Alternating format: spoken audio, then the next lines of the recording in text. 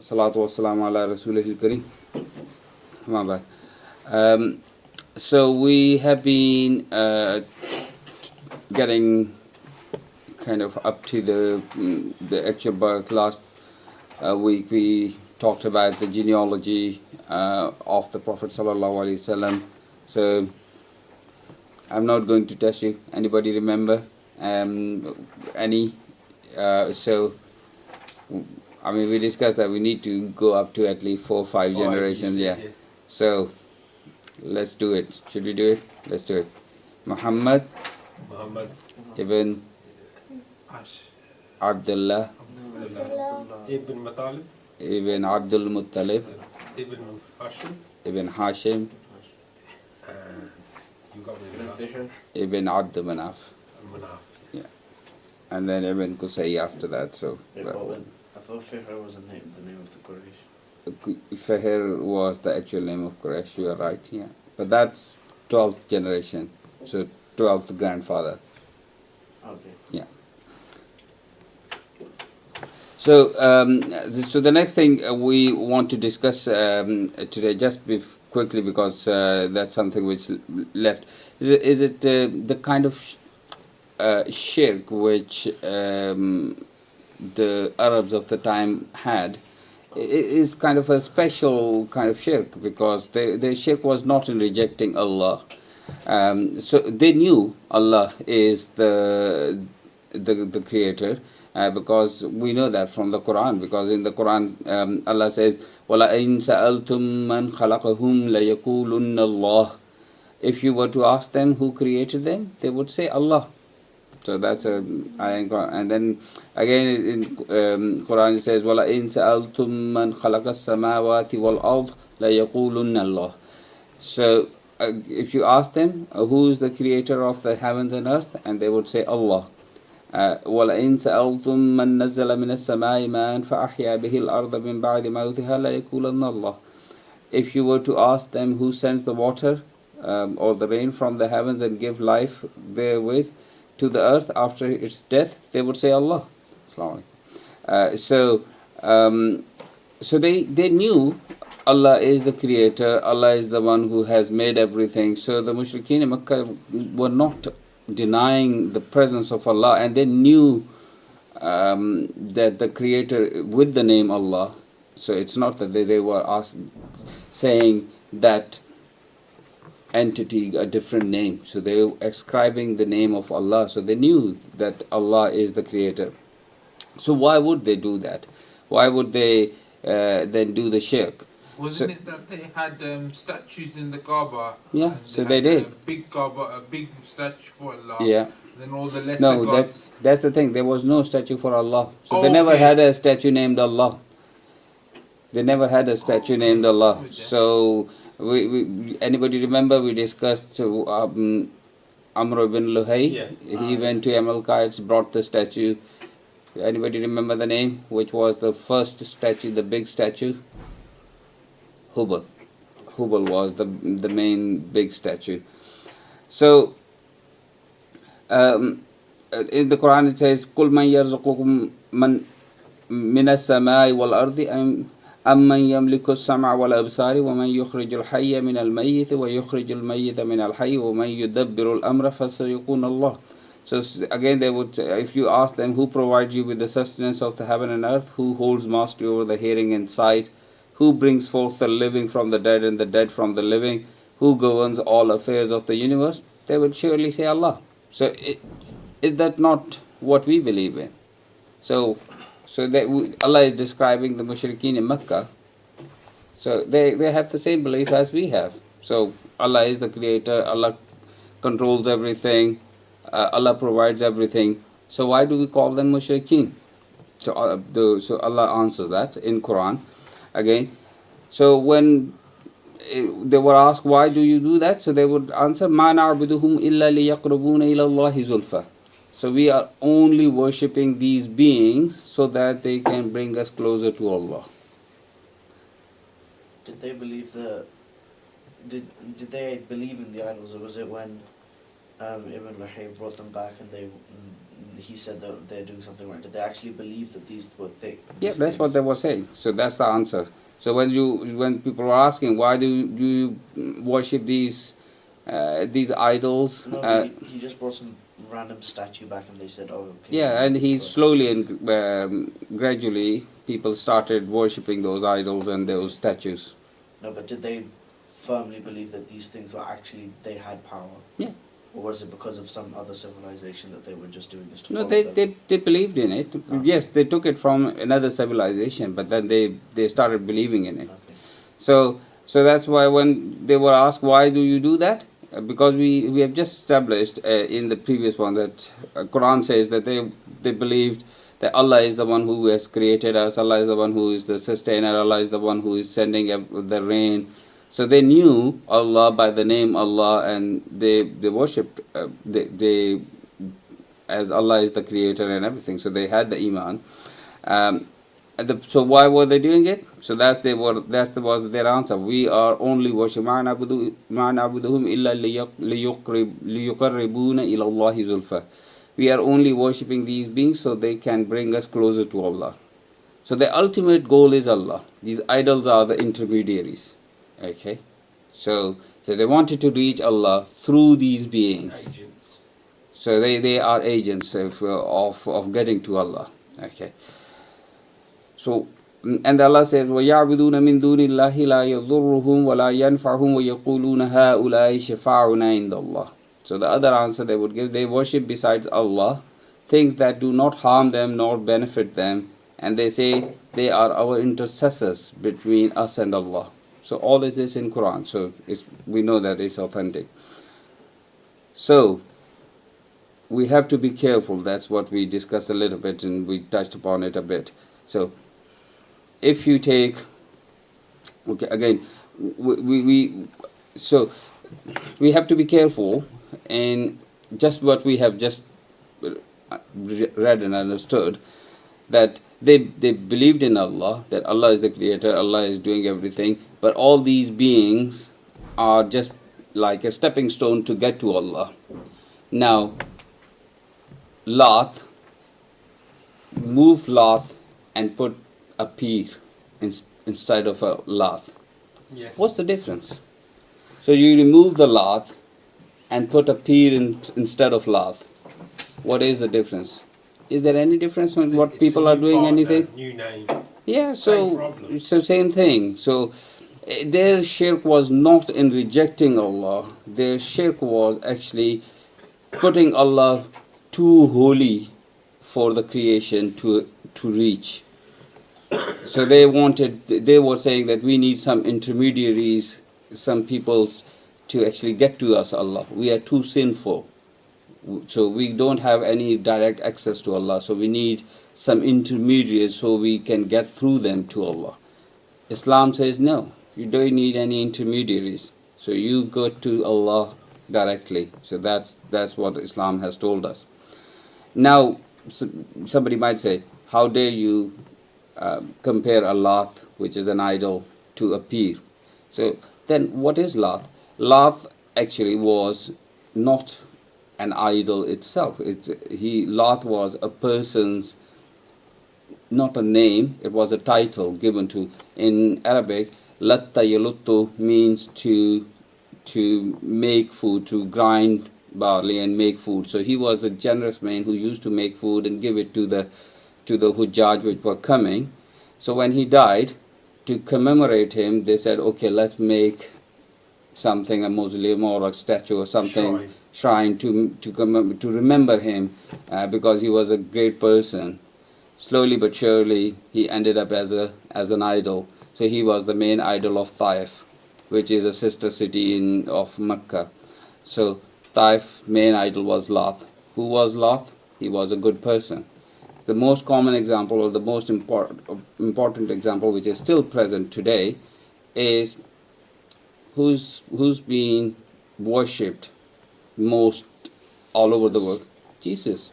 Was Jesus an evil being, or was Jesus was a good person? We believe Jesus was one of the greatest prophets of Allah.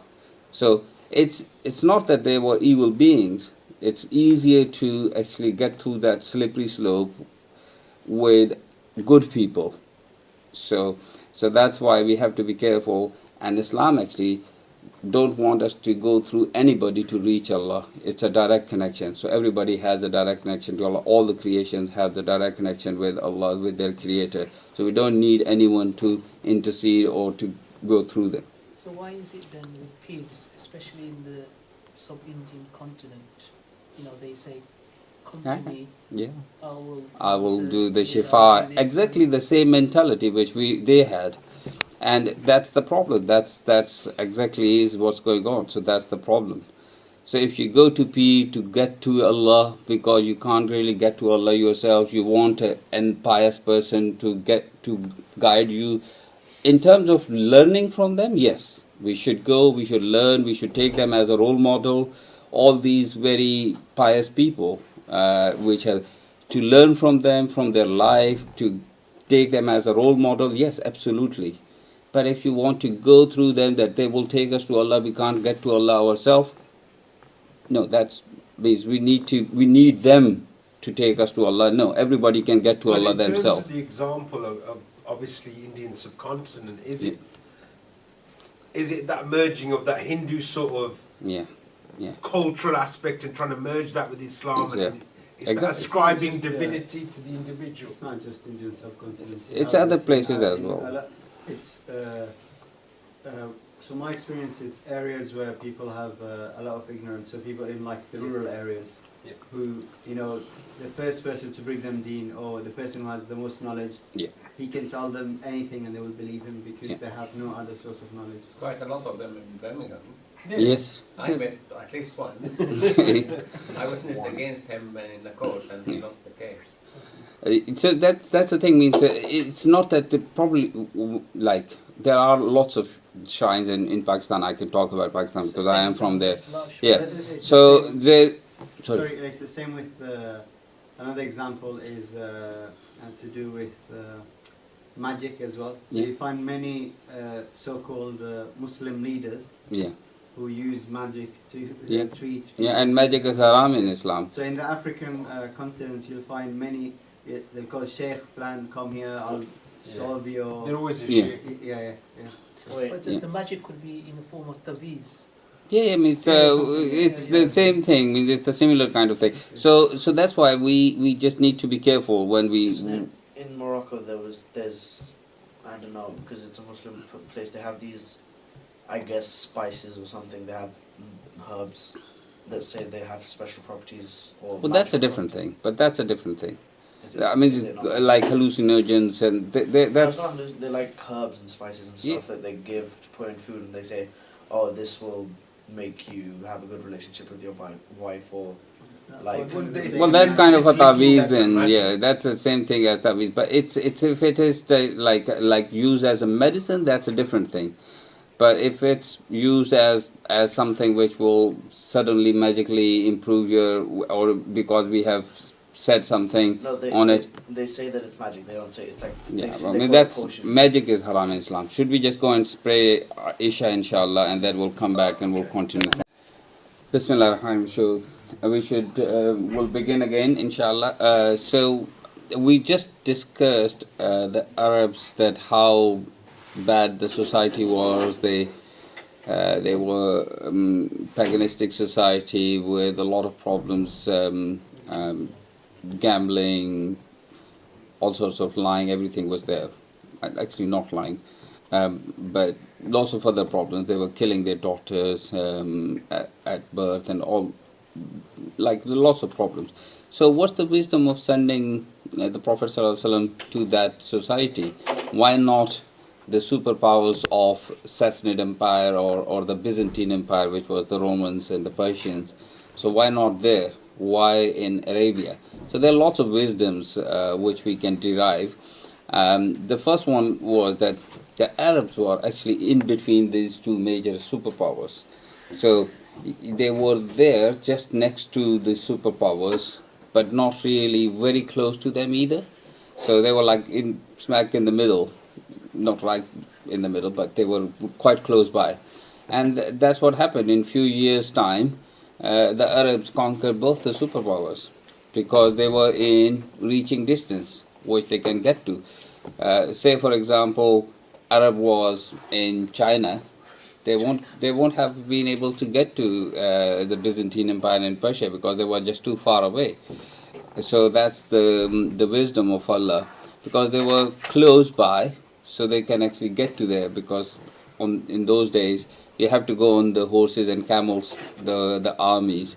So if the army is miles and miles and away on the other side of the earth, then obviously you can't really get there. Was the Silk Road there? The Silk Road was still there, yeah. If they weren't China, couldn't they have just gone on? I know, but it will take like months before an army can reach anywhere. Fair. So the other thing is that the Arabs, they never had any like colonialism or aggressive behavior before that. They were just busy fighting with each other, but they were not really going and conquering other countries. So when this happened, when the Byzantine, the Persian, when they get there, the Sassanid Empire, the king, the king there, he treated the Muslims like children. What are you doing here? Just go and we will give you some gold coins and you just go back. So they couldn't even believe that this Bedouin nation, these Badus have come from this backwaters, or we can't really say backwater, back sands of the Arabia, and have come to conquer the superpower like Sassanid Empire. So they didn't really believe. So they never saw them coming. So if that makes sense. So they were all very taken back by the surprise, because that Arabs can come and threaten us in terms of can conquer us as well. So that was another thing. The other point is that Arabs didn't have a unique civilization. They were really backward nation and it's nothing to say to like make them down. The Arabs, some Arabs might feel kind of embarrassed. So it's nothing to do that. The reason is that they really didn't have any civilization. Islam actually brought them the civilization. So it's something to be proud of, that their civilization comes with Islam. So by civilization, what do we mean by civilization? So the first thing I would say for the civilization is a unified government. So Arabs never had anything like that. So there were little tribes which were just all independent. Then a civilization, you will have an architecture. Arabs didn't have an architecture at the time. The Islam, and after the Islam, the Umayyads and the Mughals and all of them, you can see their architecture. But before that, they didn't have any architecture. They didn't have any literature. So Arabs didn't have any literature. So there were not people who were writing and reading. There were only 5 people in Mecca who know how to write and read. So they had poems. So I was going to say that the poems, did they just come up with them, or they didn't? So how could they learn to speak Arabic? Because like now, you get children to read off books, but the children don't speak. Yeah, but the children don't learn language by reading books. They learn the language from their parents. No, I'm just Just saying by that speaking. they see the language, and then because the letters, but back then, did they just speak Majority to the of children? it's verbal. Just spoken. Yeah, it was just a spoken language. It was not The written history language. would- And then the poems, because you have to take Yeah, a lot that's of the time thing. to write the poems. Yeah, they were masters of their language, spoken language. So they will come up with these poems on the spot. So they could actually speak in poetry, basically.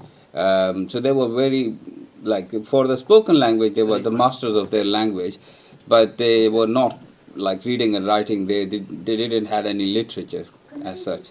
Could they just write on some sort of material? Did it have to be paper? No, it wasn't. I'm not talking about paper. They just don't know how to read and write. And even the Quran was given as a spoken message. Yeah. It wasn't something that was written. Yeah.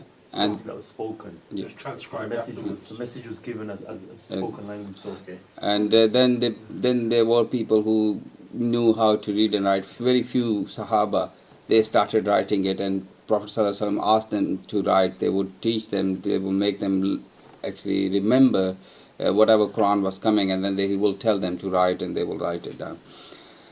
So in Quran it says لَقَدْ أَنزَلْنَا إِلَيْكُمْ كِتَابًا فِيهِ ذِكْرُكُمْ. So we have given you a book, in it is your legacy. So the legacy of the Arabs was in the Quran. So their legacy, their civilization came through the Quran. So Mecca was the site. Again, the other wisdom is that Mecca was the site of the first house which was built for the worship. The أول بيت في بكة. In Quran it says that the first house of worship was built in Bakka, which is Mecca. So again, yes, Arabs had lots of bad things, but they had some very good qualities as well. So the Arabs, they had very few very good qualities. One of them is that they were purity of the spirit. They were pure people. They were simple people. So they were not polluted by this philosophical doctrines, and they were not talking about all these philosophical questions which has got nothing to do with the reality. So they were simple people. So they were pure people in terms of their spirits. They were used to hardship. So they were used to living in hardship. So that was quite handy when later on the armies went and conquered all these places, because they were so used to hardship. That helped them a lot. They were very brave people, no doubt about it. They were battle-hardened, brave people. They were always fighting with each other, and there was some sort of a fight was going on all the time, and they were quite brave people. They were honest. The story of Abu Sufyan, before he became Muslim, when he was questioned by Heraclius.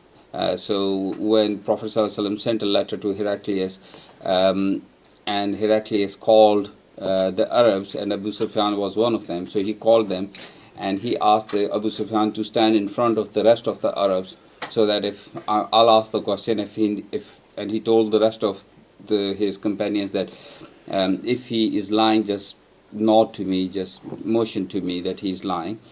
And then he started asking question, who are the followers? Are they poor? Are they rich? And he said poor, and all of those questions.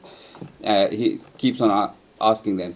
And then later on, Abu Sufyan said that if I was not worried about my people calling me a liar, I would have invented lies about the Prophet, because he didn't want to tell the truth, but he was more ashamed of being called a liar by his own people than he was kind of to tell lies about the Prophet ﷺ. So they were honest people. They liked speaking truth and to be honest. They took pride in it. They were sincere to their oaths. And the biggest example, which we have just gone through in previous lectures, is Abdul Muttalib, when he made the oath to Allah that I will sacrifice my 10th son. If you give me 10 sons, I will sacrifice the 10th one for you. He actually fulfilled. Nobody was there to listen to when he actually made the oath, but he knew he has made the oath, and he fulfilled it. He kept his word, and when the time came, he went to actually to do it. But then, the long story short, that he went to the priestess, and then the 100 camels were sacrificed instead. The Prophet Ibrahim, they were the best horsemen, and that was again quite important when it comes to the later on. So Prophet ﷺ has praised the horses of Arabia. And there is blessings for the horses of Arabia, and even today the best horses in the world are the Arabian horses. And the people of the Arabian Peninsula, they were the best horsemen at the time. They were master of the language, as we just discussed, that they were not literate, they were not reading and writing, but they were still master of their language. And Semitic languages have that beauty, that they are very kind of powerful languages, all of them. And Arabic, we know that is one of the Semitic languages, like the 3-letter word roots. So say for example, there's kataba is Ka-ta-ba. So it's a three-letter word, and from that root you can make, I don't know, hundreds of words and verbs and adjectives and lots of things. So from one word, if you know, you can just keep on making so many other words. So one from one root. So it's a very powerful language. All Semitic languages, and Arabic is one of them. And not last but not the least, because Prophet Ibrahim alayhi salam made the dua when he was making the Kaaba. He said, Rabbana wab'ath fihim rasulan minhum yatlu alayhim ayatika wa yu'allimuhum al-kitab wal-hikmah wa yuzakkihim. O Allah, send them a Rasul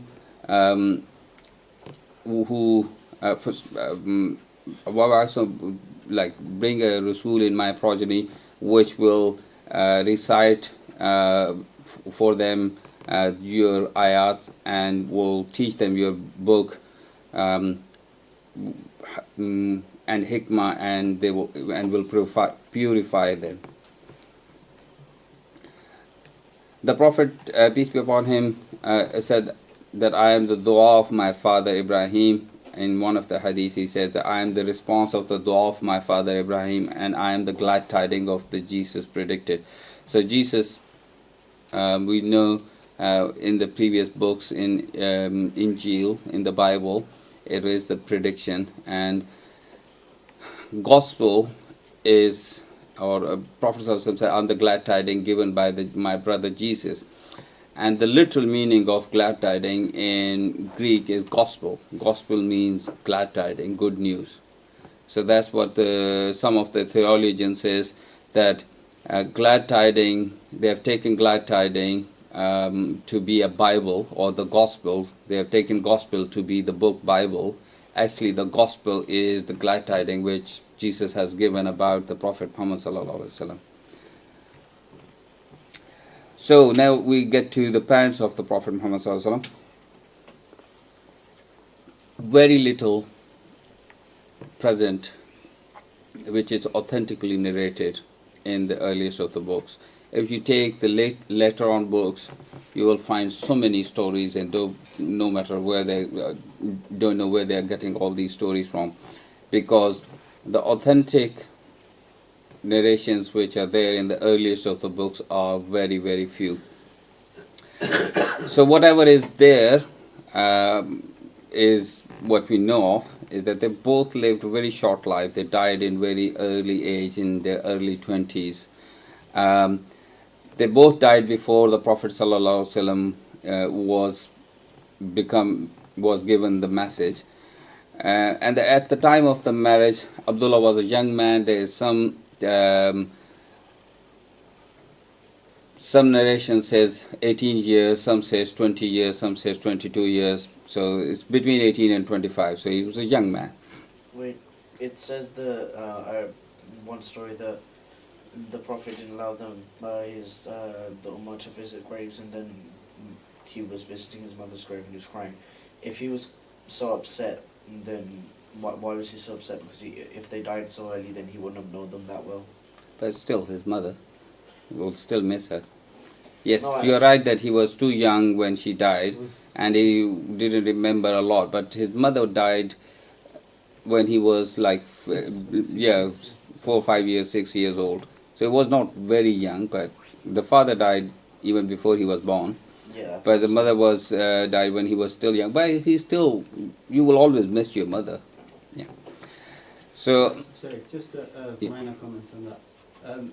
Sometimes it's difficult to understand, but back in the day, a child of 6 years old was at a different maturity as well. So True. at that time, he would have known more than what a 6-year-old would understand at this age. On today, yeah, exactly. Probably even a 10-year-old. I mean, even 9. Yeah. In like places like Mauritania, I mean, children at the age of 7 have already sort of memorized Quran, the whole Quran, and they've been studying since they probably 3, 1. yeah. I mean, so that's true. That they were much more mature at the time.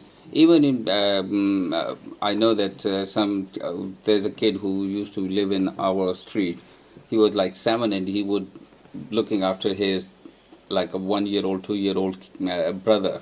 He would be playing and looking after him all day. So whenever you see him, he had. So it's very mature. Yeah, so they were like for somebody. Teenager. Yeah.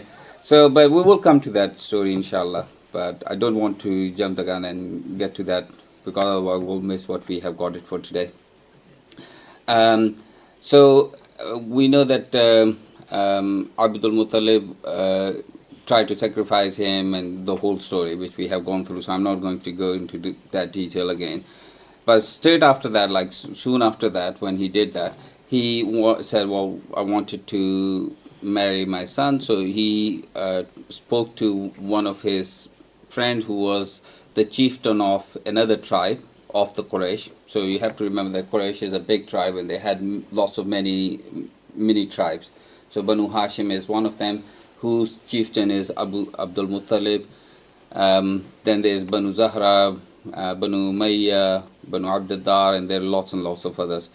So Banu Zahra's chieftain, his name was Wahab. His daughter was Amina. So Abdul Muttalib went to him and proposed for his son at the hand of the daughter of the chieftain of Banu Zahra, whose name is Wahab. And they got married. They both got married. And he was only with Amina for a few days. And there is one story which is not very authentically narrated, but still it's nothing harm to say that, Abdullah had a type of brightness on his face, and the girls of Mecca used to kind of ask them, why don't you take a lot of interest in Abdullah? He was a handsome man, and they would ask him, why don't you take us as your brides? Why don't you marry us? But when he married... Say us, as in plural. Yeah, they used to marry multiple women. Islam, even in today, you can marry 4 women, but even before Islam, they used to marry multiple women. So that was quite common in the culture. Was it common that a woman would marry multiple men? No. Yeah, but once, not at a time, but like if the marriage happens, there was no such thing as single people, single man or single woman. So if somebody had a wife and he divorced the wife, or the husband has died, then the wife would marry another man. So they got so once he got married, he only stayed with Amina for like almost a week or even less than a week, and then they went on to the trade journey, which they used to take a couple of times a year.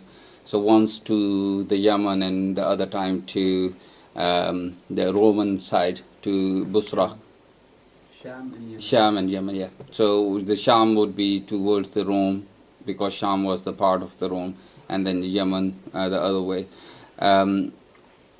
So which the Quran has mentioned, as we've spoken previously. Hashim started that. Rehlat ash-Shita'i was saif. So one of the fathers, or the grandfather, great grandfather, Hashim, he started that, and he was the one who instituted this Rehlat ash-Shita'i was saif. So the 2 journeys. So when he was going for that journey, and but then the girls in Mecca, they stopped taking interest in him.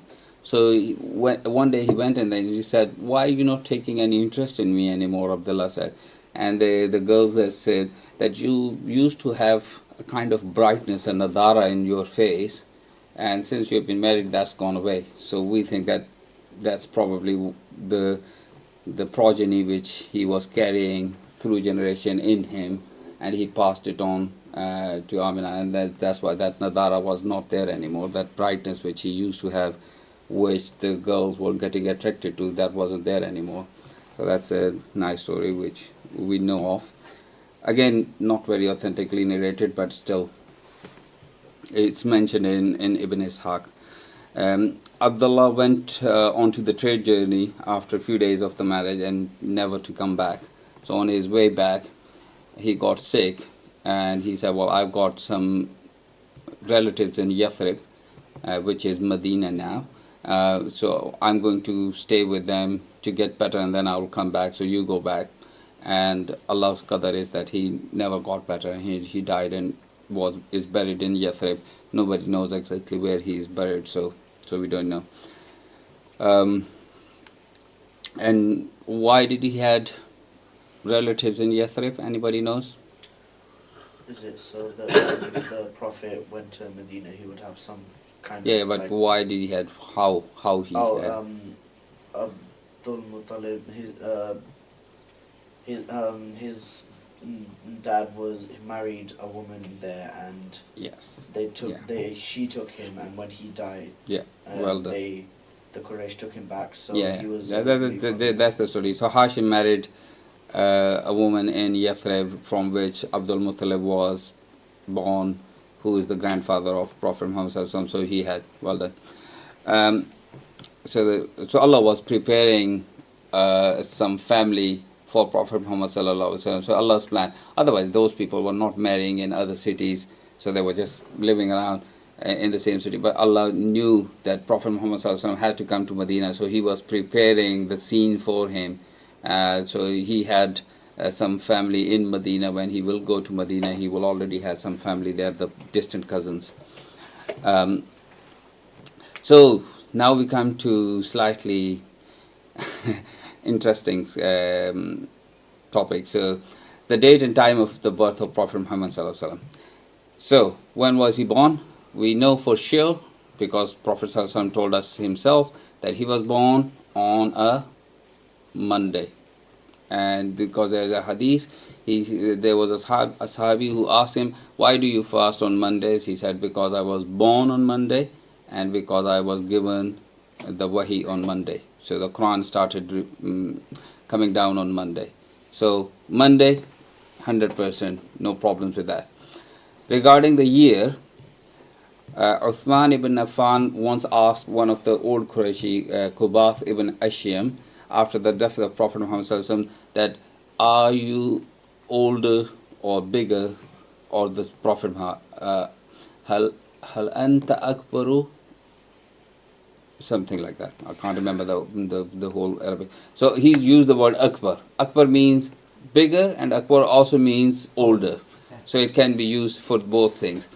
So Qubath, he was a wise man. He said, no, I'm not bigger than him, but I was born before him. So he said, La akbaru minni wa asannu minni, something on those lines. Sorry, I can't remember the whole the Arabic hadith. But he said, basically he said that I'm not bigger, he's bigger, but I'm older, so I was born before him. And then he said that I remember that he was born in the year of elephant, and I was 4-year-old, or like a toddler at the time. So we know the day, that's fine, and we know that he was born in Amal Field. This is another example of how a 4-year-old is remembering what happened. Yeah, exactly. Wait, what did he mean by that question? Was he trying to get him to say that he was... No, he was just asking when was the Prophet Sallallahu Alaihi Wasallam born. But so why did he say bigger and older? It's because it's a word which can be used for both meanings. Akbar can be mean bigger, and it also can be mean older. In Arabic, it can be used for both things. But because Qubath was a wise man, he didn't want anybody to even think that I'm Akbar, I'm bigger. So he said, no, I'm not bigger than him. I'm not higher in rank with him, but I'm older than him. He was asked one question. Yeah, so he would just But he answered answer. in 2 ways. Yeah. So, so what exactly the year of elephant? Year of elephant, according to us, is 570 Christian era. So it fits with that. So we know the year, we know the day. Now come the date.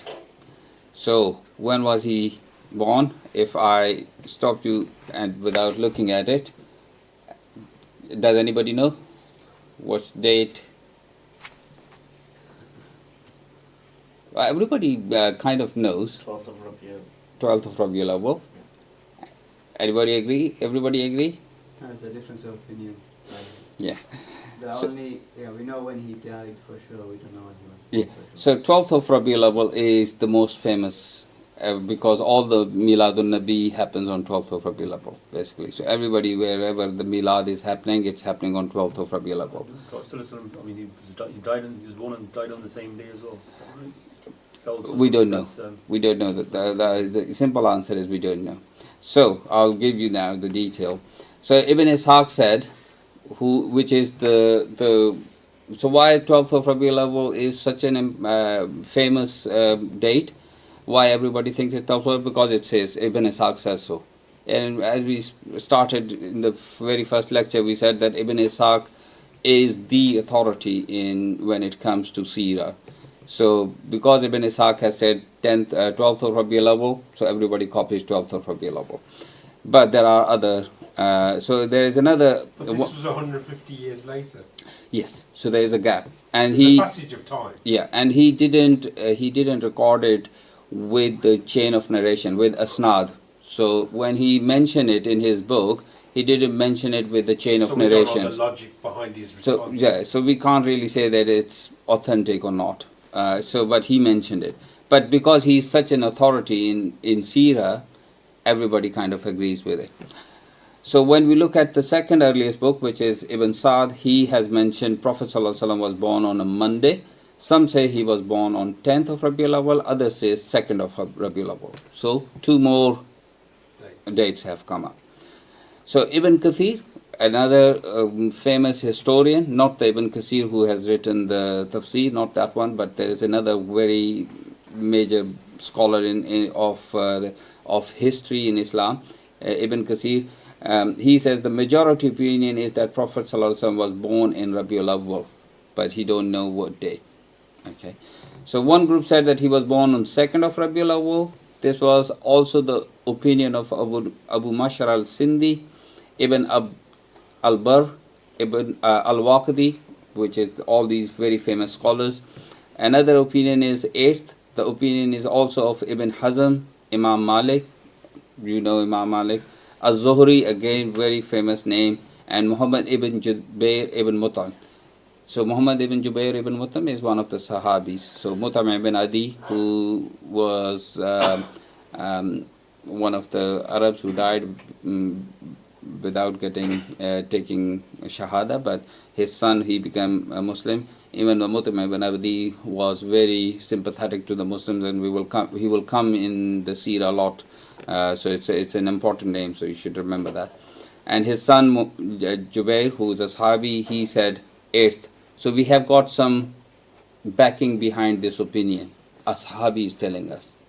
Okay, so a third opinion is 10th. The opinion is also of Ibn Asakir and Ja'far al-Sadiq, who is one of the descendants of the Prophet ﷺ. He is one of the descendants of Imam Hussein, who is one of the big Imams in Shias. So he is like the family. So he's telling us 10th. And Ibn Abbas, and we know Abbas is the uncle of Prophet ﷺ, so his son is saying 10th of Rabiul Awwal as well. So strong names behind this opinion. So why the 12th is so popular? As I said, the most important thing is Ibn Ishaq said so.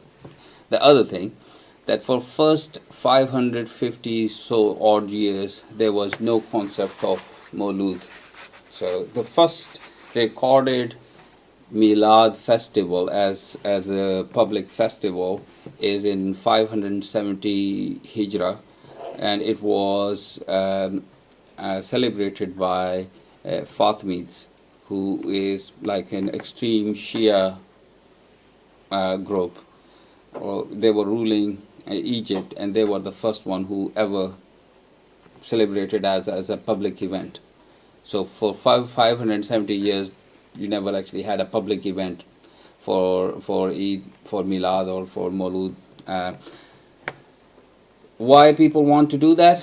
You know why these days why countries want to have Olympics and World Cups in their country, because it brings fame, it brings trade, prestige, trade, brings money. So all of these things come with it. So that's why they at that time people used to have these festivals for the same reasons. So for the Sunni side of Islam, even then there was no. So it's about 600 Hijri when it slowly trickled into the Sunni side of the Islam, and they started. Initially, the scholars kind of rejected it and said no, it should not be done. But then they slowly said, okay, it's okay, but with certain conditions, you should do it with certain conditions, and slowly it just kept on going, and now. There is a guy in Pakistan who last year I was watching on the television. What are people doing? I did just it's beggars belief. He had a big cake, and with a knife, they were all standing and happy birthday, Ya Rasulallah. Would you believe that? So it's come to that now. Didn't the Prophet ﷺ say don't celebrate any birthdays? Yeah, so it's not an Islamic tradition to celebrate birthdays. It's not Islamic, but did he say it's not allowed, or did he say it's just not encouraged? It's not encouraged. It's not haram. I won't say it's haram because it does. No text says that, but it's not encouraged. What you're referring to. There's nothing bad thing about it, but it's not encouraged because. Sorry.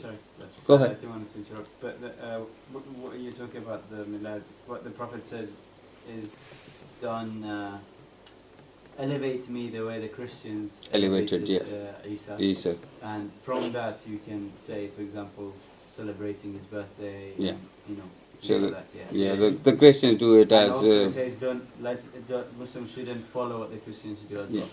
And that's what we just discussed earlier at the start of the lecture, that's a slippery slope. When you start going on to that route, good people, you just keep on elevating them and then getting them to a level where you just get into the shirk. Yeah. So that's the thing. So I won't say it's haram and don't do it and it's bid'ah because that's another extreme.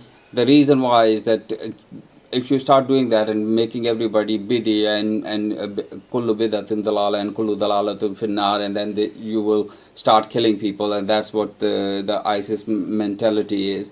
But I won't go into that one. But I think we should give them the better option, and the better option is what Rasul told us, that to fast on Mondays, because it's a cop out. It's an easy way out to get one day of the year, celebrate, we love Prophet ﷺ, and then that's one day and that's it. If you really love him and you really want to celebrate Maulud, the best way is what Prophet ﷺ told us, fast on Mondays, every Monday. Yes, sorry. Well, obviously, looking at it logically, with anything, if you go back to the source, that's most likely to be the truth of the matter. Yeah. The reality is, for the first 500 years, as you said, nobody celebrated it.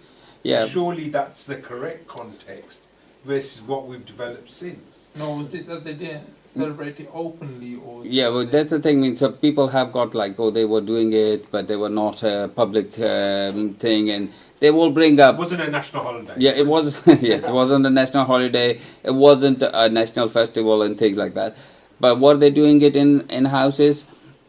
Allahu Alam, who knows? We don't have any proper recorded history for that. Sorry. Because I think the point is, you can remember him. It's at what level of remembering is. So, in some areas, they'll put a chair and they start singing, saying, the Prophet ﷺ is going to walk into this room. Everyone's, this is. Yeah, you are going into you're going into, dangerous territory. Very, very extreme. Yeah. But then having a lecture every 12th of Rabi al-Awwal to have.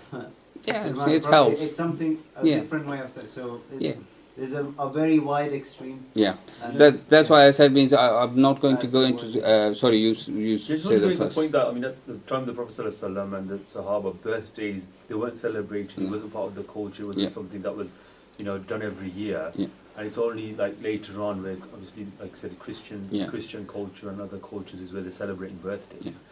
So it wasn't something that was practiced Yeah. for anyone. So let alone, That it's haram and things like that, but I would definitely say that we should find a better way to do it, not putting lights in. Sorry. So you said, I understand fasting for Monday, but isn't there sort of like evidence that Thursdays is also a good day? Yeah, he used to fast Mondays and Thursdays. So what's the reason behind Thursdays? We don't have an exact reason, but that's what he told us. So Thursday he didn't mention a specific reason, but that would be Monday just he has, but Thursday he yeah, hasn't. yes. But Thursday for us is quite special, and the special reason for Thursday is that it's a sunnah. So for us it's a sunnah. So we know that there's a special reason, but for Monday. He mentioned a special reason that it's the day when he was born and it's the day when he was given wahi, but he didn't specify why he fasts Thursdays. Didn't it say that you fast the before Jummah or the day before Jummah or the day after, but you don't fast on Jummah because They don't. He said they don't fast on Jummah alone. So if you are going to fast Jummah, either add Thursdays or add Saturdays. So don't do Jummah alone. okay. Okay, so Sayyid bin Musayyib narrated Prophet ﷺ was born at high noon, so we know the time because it's a hadith. And the symbolism is that Prophet ﷺ, he came when the sun is at the brightest and he will bring the light to the rest of the world, so we can derive that. So the actual birth of Prophet ﷺ, we'll quickly finish that. I know that's almost, it's over 9 now. So one of the only one authentic hadith which we know of it, because Prophet ﷺ told us himself that when my mother gave birth to me, she saw a light emanating from her that cast its light all the way to illuminate the palaces of the city of Busra. So Busra is not Basra of Iraq these days. It's Busra, which is in Sham, which is in English it's Bosra, or in fact in Syria, not Sham. So in the land of Syria, which was close to the Arabian border. So the symbolism is that Syria will be conquered by the Islams, and Syria was the first city outside the Arabian Peninsula which was conquered.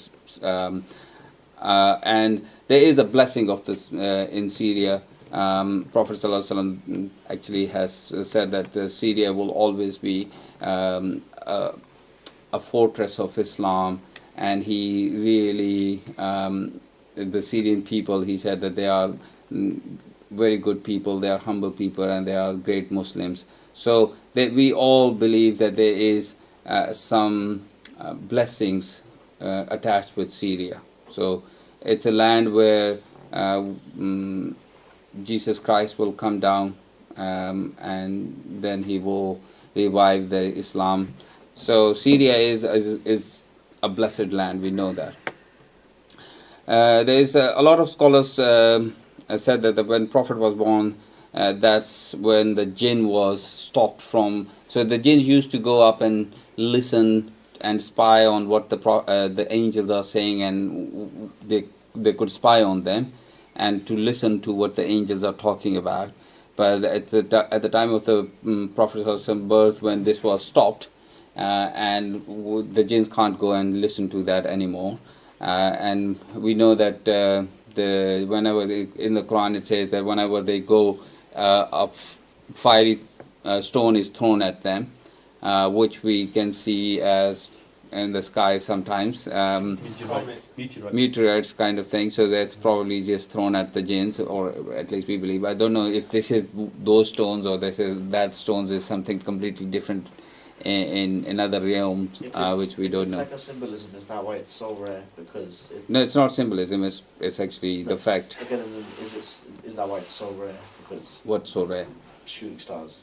No, shooting star is not quite common. Quite yes. common, but Yeah, but the jinns don't go now because they know that they will be hit by the stones, and so they can't escape Allah's qadar. So they can't really sneak out. So if they go, they are not allowed anymore. Um, uh, but lots of other scholars differ from it, and they think that it was done at the time of the wahi rather than at the time of the birth, and it is to protect the message coming down, that the jinns can't go and listen to it anymore, because we know shaitan is a jinn. So that's why it was stopped, to protect the wahi, to protect the message coming, so it cannot be corrupted. Now, I mean, again, I will go to the same thing again, that there are books later on which are written later on, like hundred of years later, which talks about when the Prophet ﷺ was born, he fell into sajda. As soon as he was born, he fell into sajda, or he was having his finger raised as for the shahada, or he was born already circumcised. And I mean, we don't. Sorry, is it not about Isa alayhi salam that he went into sajda when he was born? 'Cause Yeah, no, from means the for in Seerah books you will find those. But the Prophet So, ﷺ.